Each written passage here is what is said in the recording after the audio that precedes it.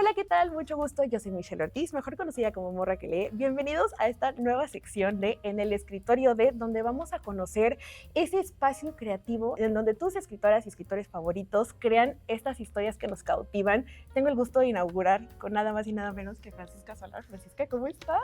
Hola, muy bien, feliz de estar en Guadalajara por primera vez, estoy encantadísima. Te estábamos esperando desde que empezamos. Evidentemente, como contexto, estos no son los primeros libros de Francisca, tiene una tradición escrita sumamente interesante, pero te estábamos esperando desde que llegó a nosotros el buzón y ahora los últimos días de Clayton Co., que queremos básicamente saber qué hay detrás de esta gran escritora, este lado lo más humano. Pero bueno, antes de empezar con eso, para conocerte un poquito más en este lado encima de lo profundo, una dinámica súper rápida. Te voy a hacer escoger entre dos cosas rápidas y ya me dices, ¿ok?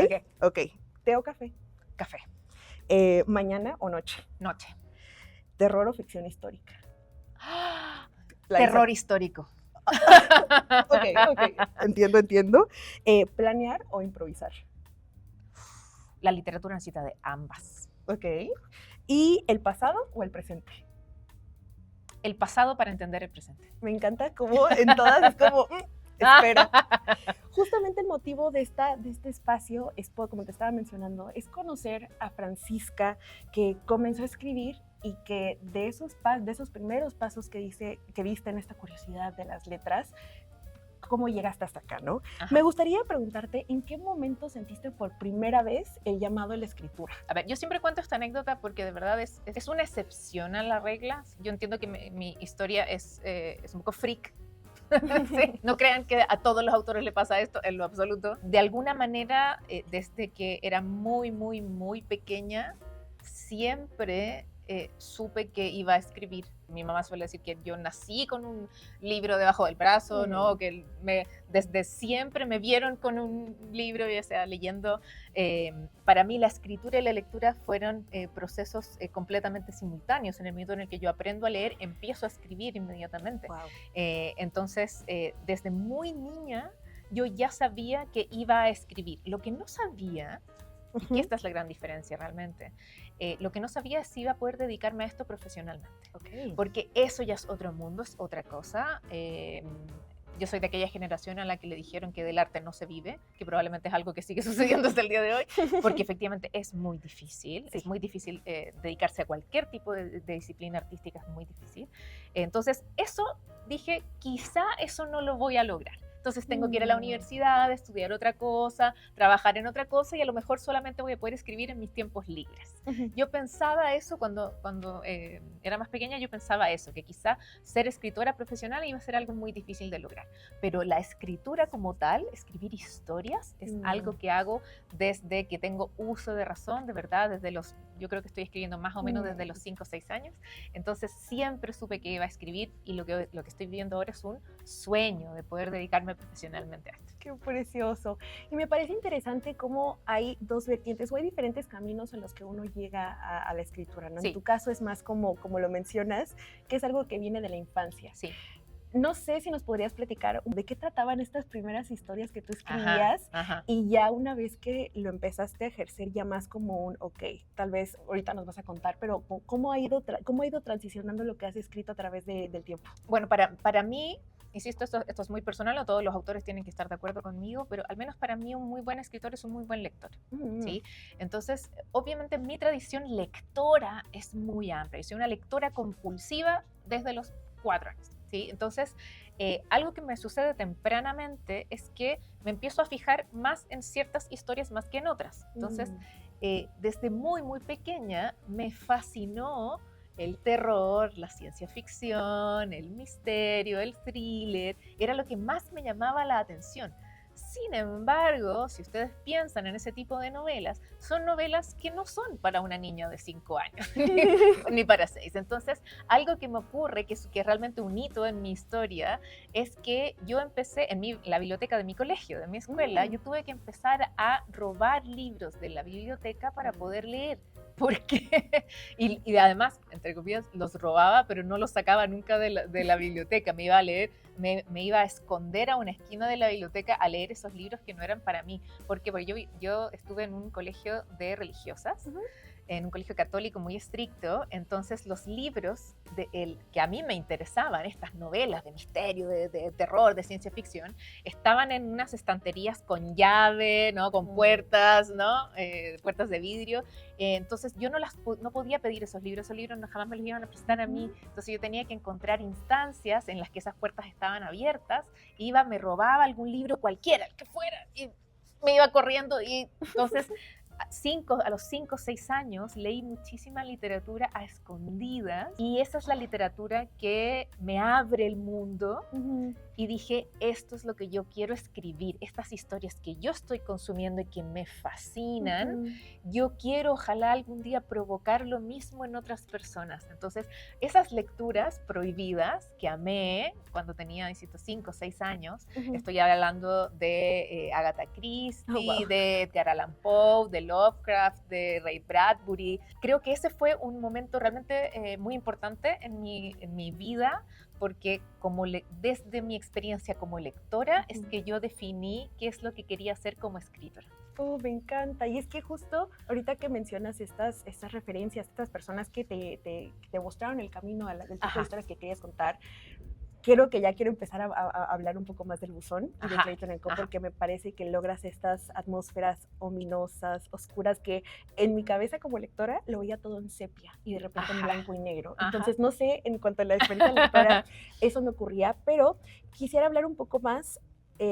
Tocamos un poco tus inicios, pero justo quisiera que me hablaras un poco acerca, nosotros sabemos que el Buzón y los últimos días de Clayton Co se escribieron en momentos distintos. Sí. Entonces, ¿cómo fue escribir estas 2 obras para ti? ¿Qué es lo que más recuerdas? Porque yo sé que ahorita pasaste por un tema de una reedición de los últimos días de Clayton Co, y que el Buzón fue algo que empezaste literalmente, pues, desde cero. Entonces, platícanos de eso, por favor. Bueno, ambas son ficciones históricas, ¿no? Esto también es importante, porque hay algunas personas que creen que yo hago fantasía, ¿no? Y no, esto... Un rigor en su obra, un rigor. Sí. Yo soy el cliché del ratón de biblioteca. Me fascina investigar, yo tengo formación en investigación. No solo me gusta mucho investigar, sino además sé investigar, que eso también es importante. A uno le enseñan a investigar, hay técnicas precisas para encontrar las fuentes, la utilización de la información, etc.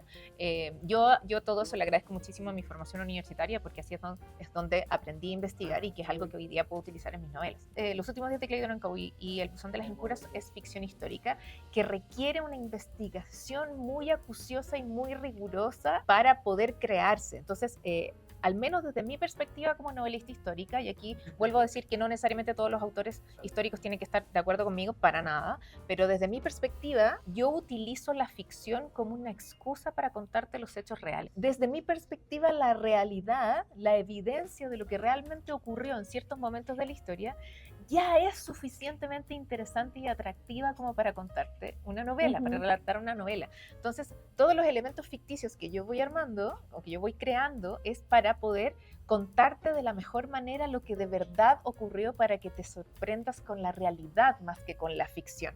¿Sí? Eso es, insisto, esa es mi perspectiva al menos de la ficción histórica. Entonces, si bien son 2 novelas que se escribieron efectivamente en momentos diferentes, Los últimos días de Clayton Co la escribí el 2018, porque se lanza el 2019, y El Buzón de las Incuras lo escribo el 2023, porque se lanza el 2024. Son años diferentes. De todas maneras, siguen una rigurosidad muy parecida, una metodología muy parecida, siempre, insisto, con el objetivo de, aquí lo ficticio es una excusa para contarte lo real, tratar de utilizar la mayor cantidad de elementos reales posibles, sobre todo porque yo sé que mis lectores, cuando lean ciertos momentos, dicen, esto habrá sido verdad, y paran la lectura y van a googlear inmediatamente.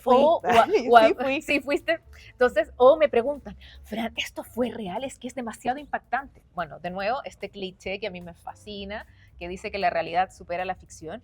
Bueno, sí es cierto, en muchas instancias sí es cierto, ¿sí? Entonces, para mí, yo gozo muchísimo en la ficción histórica justamente por eso, es porque en la investigación de los hechos reales encuentro todos los elementos que necesito para crear una gran novela sin necesidad de ir tan allá con la ficción, ¿sí? Al menos, insisto, esa es mi perspectiva del género. Quisiera que nos hablaras, ahorita te estoy escuchando y estoy así como, se va a ver en el video que estoy así como Qué admiración, porque Sí, quisiera que nos hablaras un poco acerca de los tiempos, porque sabemos sí. que si en una obra hay un tiempo de planear, hay un tiempo, ¿cómo lo dices? Me encanta cómo respondiste que debe de haber espacio tanto para la improvisación como la planeación. Así es, sí.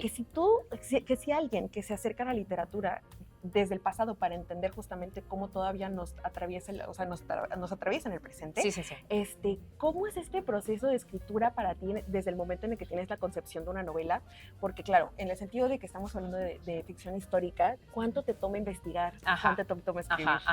Aquí también depende mucho del autor, depende mucho de tu madurez como autor.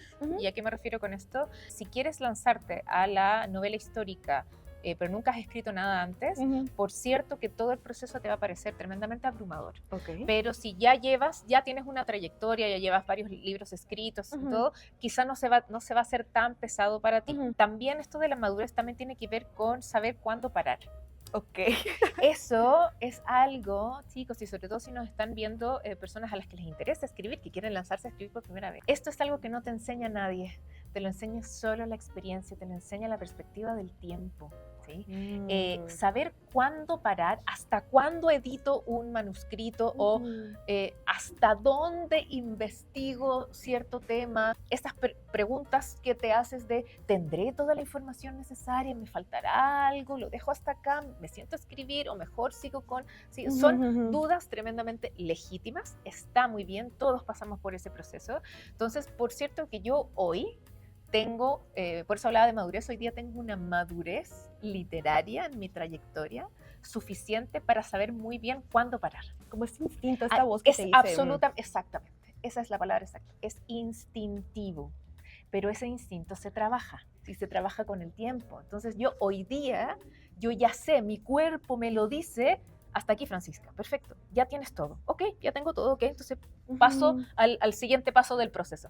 Es absolutamente instintivo hoy. Es muy difícil decirle a otro autor, sí, en este momento tienes que parar, o solo le puedes dedicar 3 meses a la investigación.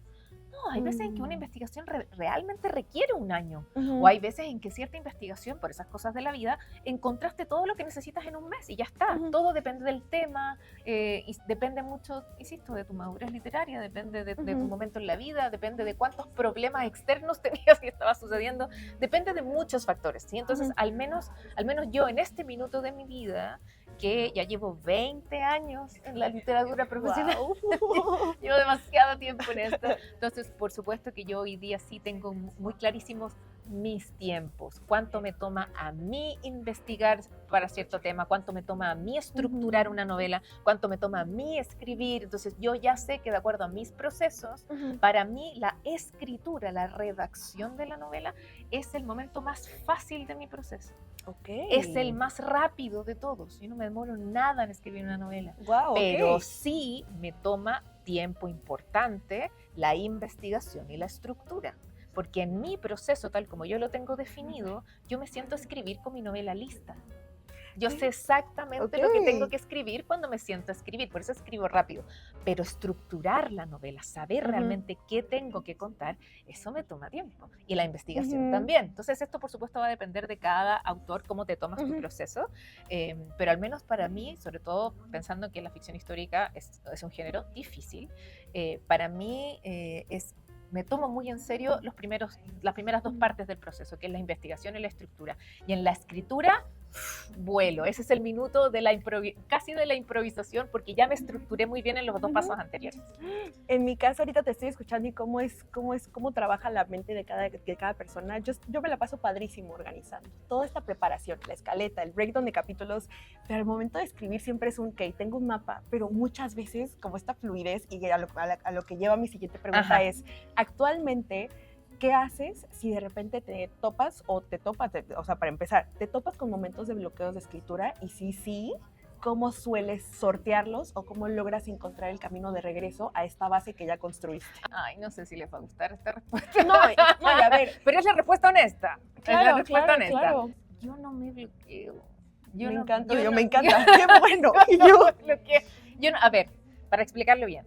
Desde mi perspectiva, la mayor parte de los bloqueos ocurren cuando no sabes qué escribir. No es tanto que no sepas cómo contarlo, sino que no sabes muy bien qué tiene que ocurrir. Generalmente los bloqueos, no siempre por supuesto, esto no es rocket science, pero generalmente los bloqueos, el no sé qué escribir ahora, la página en blanco, tiene más que ver con que no tienes resuelto lo que tiene que ocurrir. ¿Sí? Entonces, desde mi perspectiva, y algo que yo enseño, porque también soy docente de literatura, entonces algo que yo enseño a mis alumnos, es que algo que les va a ayudar muchísimo a bajar al mínimo los bloqueos es estando muy claros de qué tiene que ocurrir. No tanto de cómo lo voy a contar, sino qué tiene que ocurrir. Tiene que entrar tal y tal personaje, tiene que suceder esto, el conflicto es este, la tensión es esta, y tiene que terminar resolviéndose esto, ¿no?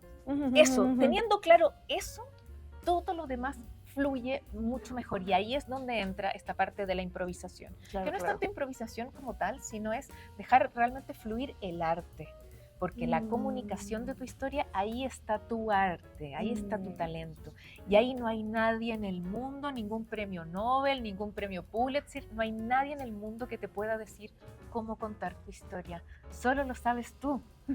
¿Sí? Yo me encanta que en la cámara, o sea, de verdad que ojalá se pudiera transmitir la energía que Francisca nos está compartiendo, porque yo estoy así como, siento que eres como un solecito y que nos estás como, al menos en estos momentos, como me hace sentir que el contar historias, como lo explicas, que sí tiene una parte como de este proceso cognitivo lógico. Así es, racional, ¿no? Por supuesto. Pero que también tiene estos espacios de magia, de híjole, mi historia me sorprendió, ¿no? Totalmente. Por ejemplo, esto no es spoiler, porque de verdad es la primera página de la novela, así que no se preocupen, no entren en pánico. Para el primer capítulo del Buzón de las Impuras, yo sabía muy bien qué es lo que tenía que contar, ¿no? De nuevo, lo racional, lo estructural. Estos son los personajes que tienen que estar en escena, esto es lo que tengo que presentar, esta va a ser la tensión, ¿no? Lo técnico lo tenía clarísimo, ¿sí? Pero no tenía muy claro exactamente cómo lo iba a contar. Cuando yo me siento a escribir y digo, ok, aquí está la información de mi primer capítulo, y yo me siento a escribir, yo creo muchísimo en la magia del arte. ¿Sí? No todo el mundo tiene que estar de acuerdo conmigo. Yo me siento a escribir y veo con una claridad sorprendente a Fátima y Elena conversando en la habitación de Elena probándose su vestido de novia. Wow. No, lo vi así muy, muy clarísimo en mi mente. No, ni siquiera tuve que pensar a ver cómo lo... ¿no? Y el primer diálogo, ¿no? De Elena hablándole a Fátima, pero Fátima con su mente en otro lado, también lo vi muy claro, ¿no? Yo creo en la magia del arte, pero cuando uno realmente se prepara bien. Creo que la forma más clara en la que puedes sentirte libre de confiar en la magia del arte es cuando llegas a ese momento del proceso con todo ya ordenado, con toda la información que necesitas. Por eso es que es tan importante cubrir todo lo estructural, todo lo racional, y con todo eso listo, con el alivio de decir, ya tengo todo lo que necesita, ya sé cómo empieza mi novela y cómo termina, tengo todos los elementos, tengo toda la información. Ahora me dejo llevar por la magia del arte para contarte esta historia. Por eso es que yo le enseño muchísimo a mis alumnos que es indispensable pasar por esa parte más árida, ¿no? Más aburrida, incluso para algunos, que es estructurar, que es armar el mapa, ¿no? No todo el mundo le gusta esa parte, a mí me fascina, pero no todo el mundo le gusta. Hay que pasar por eso para que puedas llegar a ese momento de la libertad del arte, que es la comunicación del público. Me encanta ver cómo está fluyendo la conversación, porque sin querer tocaste un tema que en lo personal yo lo vi en estos dos libros, que es el prólogo, estos primeros momentos, la capacidad que tienes de decirnos todo y nada al mismo tiempo, lo que iba a ocurrir en el buzón. Ese prólogo nada más me acuerdo y se me enchina la piel, porque incluso como que me pongo un poco sensible, porque dices, Dios mío, ¿con qué tipo de historia me voy a encontrar? O sea, esto me va a tocar fibras sensibles, ¿no?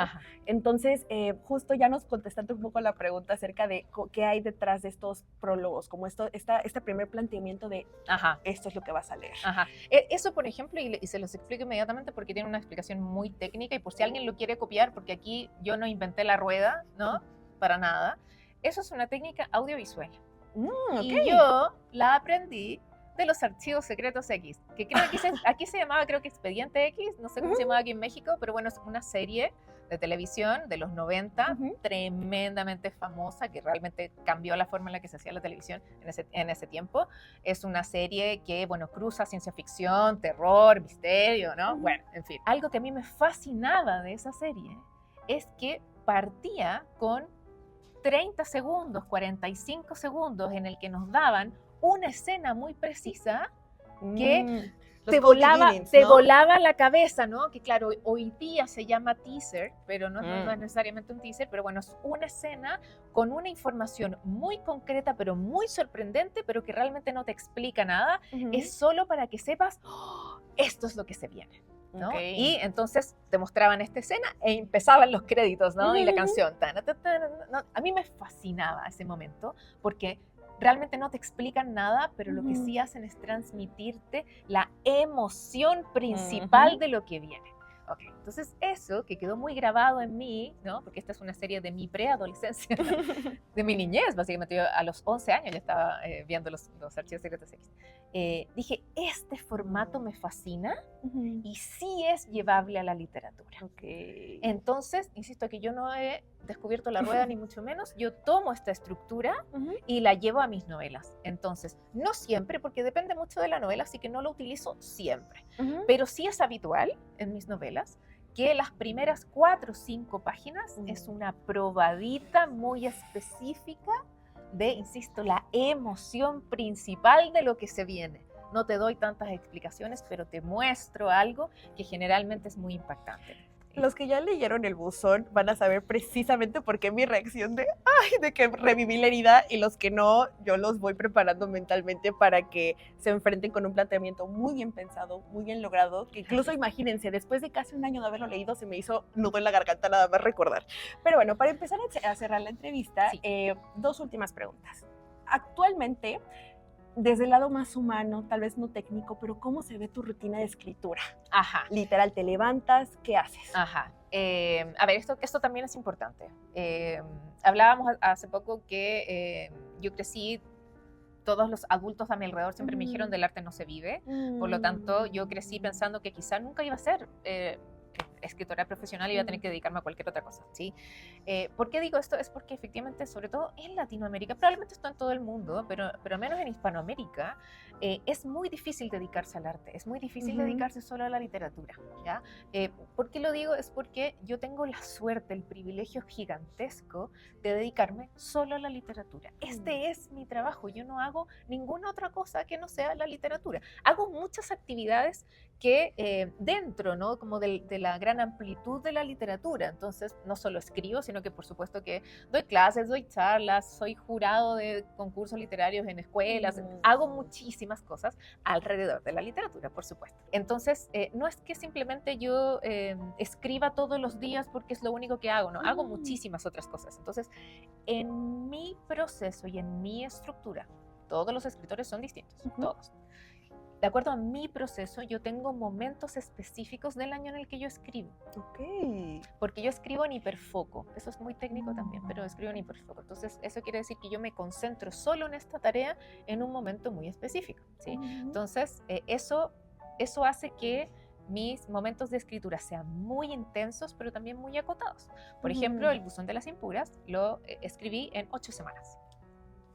Entonces, pero súmale todo el trabajo previo, ¿no? No es que todo esto 8 semanas, no. Sí. O sea, recuerda, ¿no? Yo me siento a escribir con mi novela lista, por lo tanto, hay meses de trabajo anterior a eso, ¿no? De la investigación, de la estructuración.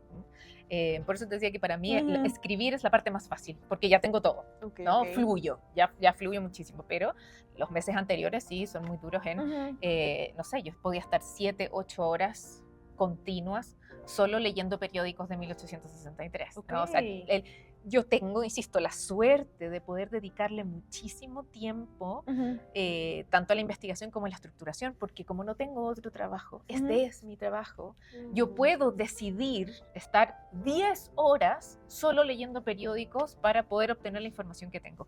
Eso es un gran privilegio, porque no todos los escritores lo pueden hacer. Y específicamente en este género, el género de la ficción histórica, que es un género difícil, porque requiere un manejo muy grande, muy amplio de información. El volumen de información que necesitas conectar es muy grande para poder crear escenas verosímiles, para que todo conecte con todo. De verdad que el trabajo previo a la escritura como tal es muy arduo, es muy grande. Entonces yo tengo la suerte de poder dedicarme, como me puedo dedicar solo a esto, puedo dedicarle muchas horas. Entonces hay momentos del año en el que estoy solo leyendo papers científicos sobre un tema en específico, o hay un momento del año, un par de meses en el que estoy solo estructurando la novela, haciendo fichas de personajes, entendiendo cuáles son mis conflictos, los arcos, los subarcos. Solo me dedico a la parte técnica de la escritura, y hay otro momento del año, un par de meses generalmente, más o menos son 2, máximo 3 meses, en el que solo escribo. Entonces eso quiere decir que yo puedo estar escribiendo, no sé, por lo menos unas 8 o 9 horas diarias, con ciertas pausas, pero es solo estoy en la escritura en hiperfoco. Entonces, insisto, ese es mi proceso. Por supuesto que hay muchísimos escritores que no lo hacen de esa manera, que están siempre escribiendo y a medida que escriben están investigando y leyendo, hacen todo al mismo tiempo. Aquí es lo que a ti te sirva, con lo que tú te sientas cómoda. Todos los autores son diferentes, todos los procesos creativos son distintos.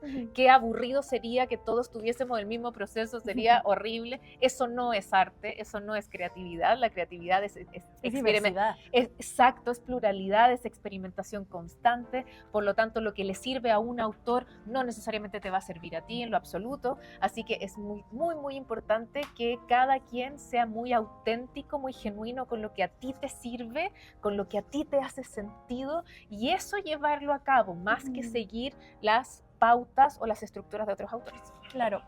Francisca, para terminar, una última pregunta. ¿Qué le aconsejarías a Francisca que empezó a escribir, a esa niña?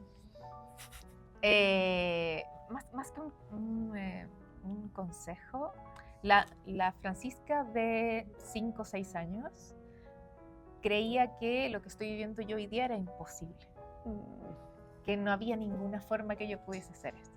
La Francisca de 5 años estaba muy segura de que iba a escribir sus historias atrás del cuaderno de matemáticas, y que las iba a esconder siempre debajo de su cama, porque le daba muchísimo pudor que alguien las leyera. Pero yo necesitaba escribir porque tenía demasiado que contarle al mundo, entonces todo lo escribía. Para mí eso ya era suficiente. Yo me contentaba solo con el hecho de poder contar mis historias aunque no las leyera nadie. Puede sonar un poco cliché o quizá un poco emocional, pero si tuviese al frente a la Fran de 5 años o de 6 años, le diría: sí se puede. Sí se va a poder, sí es posible. No hay una sola forma de hacerlo, no va a ser fácil, pero sí se puede. Y creo que lo que al menos a mí me sirvió es que me mantuve igualmente con la convicción de que era importante que siguiese escribiendo, aunque a lo mejor nunca iba a ser publicada o nunca iba a ser escritora profesional, pero para mí era demasiado importante seguir escribiendo a pesar de todo. Me mantuve con esa convicción. Yo creo que esa es la convicción que me llevó hasta estar aquí. Entonces, para todos los que nos están escuchando, que a lo mejor no tienen ni 5 o 6 años, son mucho más grandes que eso, pero igualmente tienen el sueño de a lo mejor ser publicados por primera vez, de dedicarse a la literatura. Es difícil. Por supuesto que sí, hay algunos que dicen que la literatura es un apostolado, lo es. Es difícil, pero sí se puede. Y hoy día hay muchísimas más herramientas para lograrlo, ¿sí? En estos tiempos. Así que con convicción, hacia adelante. Pues muchas gracias, Francisca. Le invito a la audiencia que todavía no se acercan a estas historias. Si son fans de estas ficciones históricas que, como ya habrán escuchado a Francisca, están muy bien cimentadas en hechos rigurosos, que hay todo un proceso detrás, de verdad. no las van a superar como yo. Muchas gracias. Fran, De te nada, agradezco. gracias y muchísimas gracias a todos los que nos están escuchando. De verdad los invito a leer, no solo a mí, sino que de verdad vayan a leer la ficción histórica. Es muy entretenida, muy gratificante de leer. Gracias.